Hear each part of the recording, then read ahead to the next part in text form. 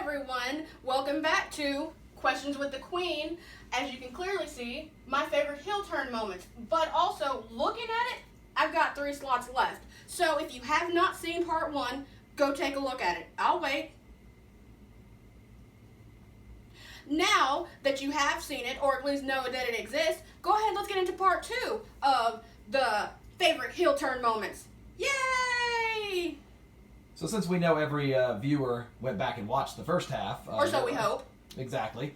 We've already gone through half of her list. These are her top heel turn moments of the last decade. That's right. So we've gone through 3 out of the 6, so let's move to the next ones. The next one you had that you wanted to talk about actually happened in November of last year at War Games. It was Dakota Kai turning on Tegan Knox. Yes, as my husband has already prefaced that one for me, that one, again, was best friend against best friend. They've been best friends. They've gone through everything together. They have roomed together, knee surgery. They've gone through the whole knee surgery process, getting injured, coming back.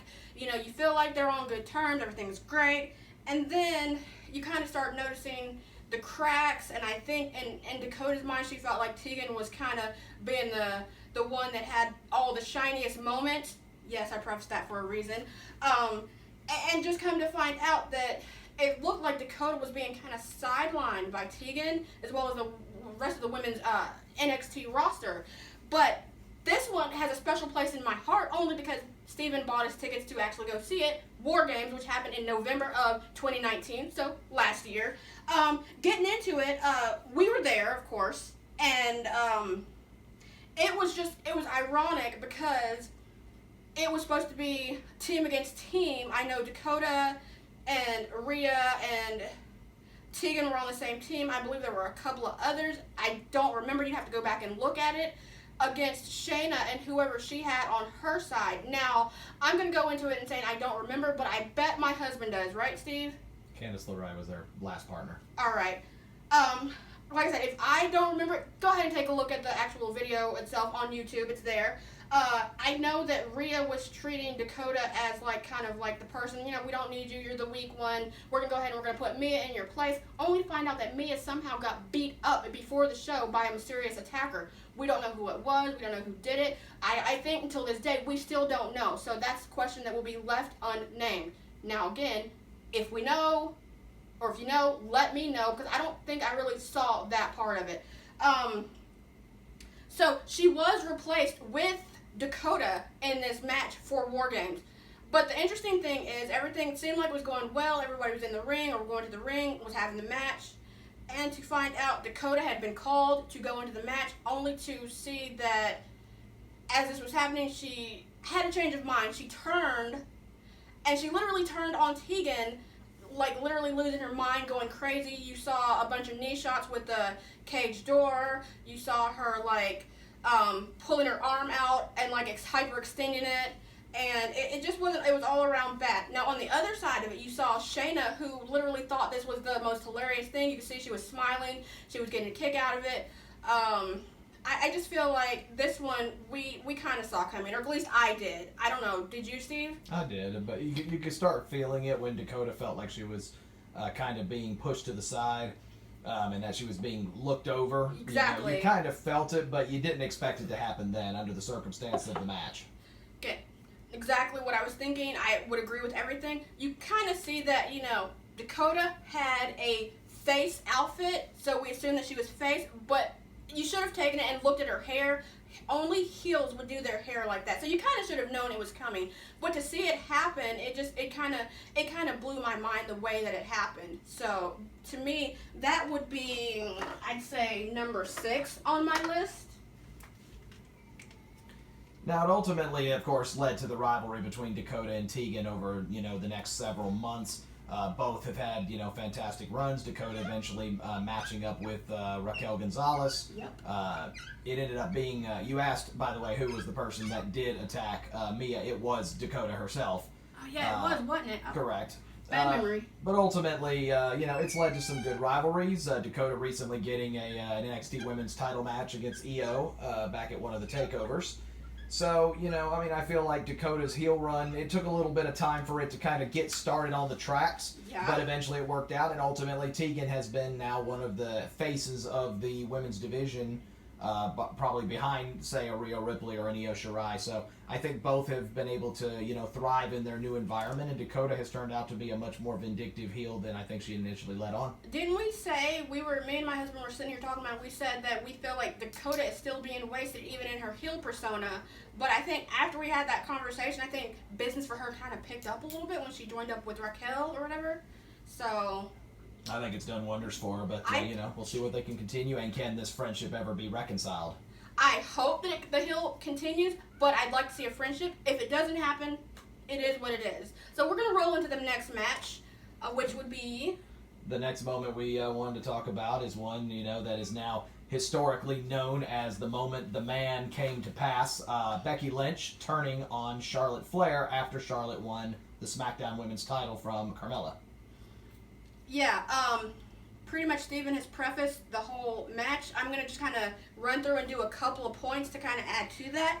That, again, happened at SummerSlam. Nikki and Brie happened at SummerSlam 2015, and this one happened at SummerSlam 2018. So the fact that we're seeing these women technically take all this betrayal and hatred into the SummerSlam only means one thing. They were really overheated or heated about the situation. Now, I'm going to even say, I love Becky Lynch. I'm not going to sit here and say that I don't, but at the same time, I like Charlotte, and the fact that I thought, in my opinion, I felt like Becky out of the four horsewomen, and again, I've told my husband on several different occasions, I feel like out of all the horsewomen, she's being overlooked, she's being underused, she's being underappreciated, and I could tell you kind of started seeing that from her. She was thinking the same thing, she wasn't liking it. She, as far as all the cute little gimmicks, that's great, but you shouldn't play on gimmicks and everything else. You should actually let these women come out and do what they love. They obviously have honed their craft enough, but these two were best friends in reality and on the show for the longest time. So to see what we saw, you kind of, I saw it kind of coming, the way everything was playing out, but they were hugging in the middle of the ring. If I have it correct, they were hugging in the middle of the ring. Everything was great. Becky was kind of distraught, but she got through it. And next thing we know, Becky literally has turned, full turn heel, and she started attacking Charlotte. Obviously, that meant she wasn't happy. The next night, you kind of saw on Raw, she kind of explained why she did what she did. She strutted away both nights, making herself look like the ultimate legit badass that she was, and saying, this should have been my time, this should have been my moment. Somehow Charlotte always gets what she wants. It was supposed to be a one-on-one. Somehow it was a triple threat. I'm not happy. I'm going to make it known that I'm not happy, and here's how it's going to... And it has started at SummerSlam. And that was just kind of the start of the man herself. Boom. My little action figure here. So that one, in my opinion, will go at number 2. Make sure. You prefaced it, and even the shirt you're wearing right now really kind of sets the tone. For years, it had always been Charlotte Flair that had been the person to step right in front of Becky when she's about to have her moment. It's Charlotte who swoops in at the last second and ultimately takes the glory, takes the win, and oftentimes takes the title. Yep. With that match in particular being no exception. And Becky, you could feel it coming, you could feel it, feel it for years. That moment really stepping into play. She had already taken, into account a couple of losses by Flair. Also getting, the position put in her mind that she was the only one of the 4 horsewomen never to win the NXT Women's title. Still to this day, that's true.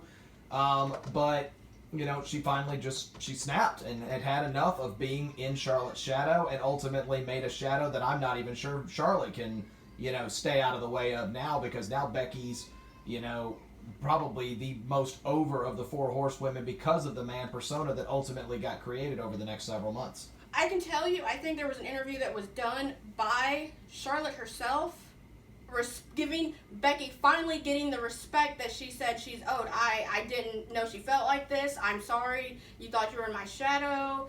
That wasn't supposed to be my intention, but that's how it kind of played out. I respect you for what you've done, even if it means kind of ending our friendship. So with that being said, we're going to roll into my number 1, you guys. Yay! And, I'm excited. Yeah, and I was going to say, you've actually been prefacing this one for the last 2 weeks. I think your standees to your side have more than given away this answer for quite some time. At number 1, the implosion of the Shield. Oh my God. So with that being said, my mind is so blown. Isn't this the only time, Steve, I think we did not have cable? Of course. For the last 10 years, we have had the wrestling station available every calendar day except the night the Shield turned. And I can tell you, everybody in our house, my husband, myself, our son, my brother-in-law, we were all literally blowed. But like my husband said, the 2 standees, and it was just the way that it happened. The night before, they all got along great. Everything was well. They ended up going up against Evolution. Everything turned out perfect. Triple H was talking about, I have a plan A, I have a plan B. You know, plan A did not work like I wanted to. So guess what? I'm implementing plan B. So on, I believe, if I have it on Raw, him and Orton had come out and decided they were going to work together to get plan B, to get the ball rolling. For that, I feel like we didn't see it coming. I didn't see it coming. I clearly thought everything was great with the Shield, and obviously not so much. But I should have known the moment that Seth, and I looked at the replay, Seth had a chair in his hand. Nothing good can come of a chair shot. So when he went full whap against Roman's back, mind blown, you could literally, what Dean was feeling, if you go back and look at his face, I was thinking the same thing. I just could not believe it. The chair shot, and then Dean tries to jump in and tries to, either talk to him or attack him, only to get a chair shot to the gut. I just couldn't get over it. I love the Shield. Everybody knows that, and I'm just like, how could Seth do this? But I think that was just the makings of seeing a heel Seth join up with another faction. I think he kind of had the blueprint printed out for him being the architect to turn on him, but we didn't know it. He might have. So I was kind of blown, and then the fact that we didn't have a TV, that just was even worse. So as you can all see, I've got one more spot, and that's where this will be going. Seth? The idea, though, is that the Shield could not have been any more over during their entire run as they were at that particular moment, because not only had they beaten Evolution in a no-holds-barred elimination match the night before, they swept Evolution out the door to the point to where it actually caused Batista to quit.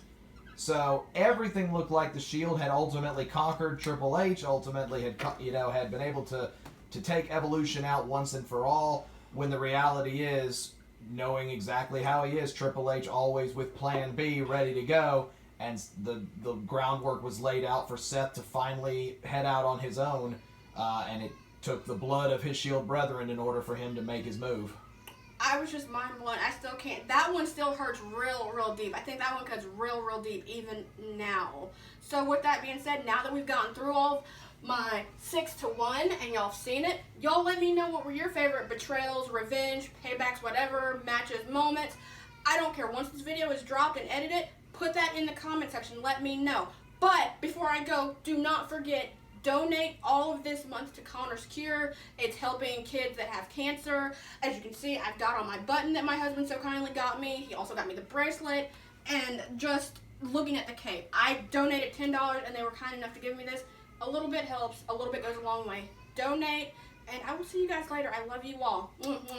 Have a good night or a good day wherever you are. Bye.